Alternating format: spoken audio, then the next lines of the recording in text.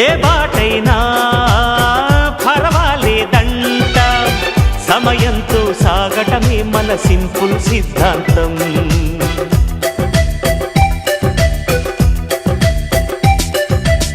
చిరుగాలికి పరిమళమిచ్చే సిరిమల్లెల వనమై ఉందాం, గగనాన్ని నేలను కలిపే హరివిల్లుల బంతెన అవుదాం.